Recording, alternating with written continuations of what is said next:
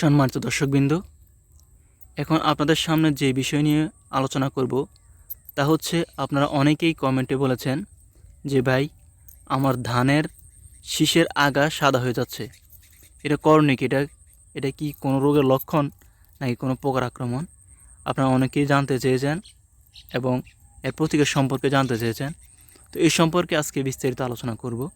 তো যারা এখনও চ্যানেলটি সাবস্ক্রাইব করেন নাই, অবশ্যই আমার চ্যানেলটি সাবস্ক্রাইব করে পাশে থাকবেন। তো চলুন আপনাদেরকে এই নিয়ে বিস্তারিত আলোচনা করি। আপনারা বলেছেন যে ঠিক আপনাদের এই ধানের শীষগুলো এভাবে সাদা হয়ে যাচ্ছে আগা, তো এটা কিসের লক্ষণ?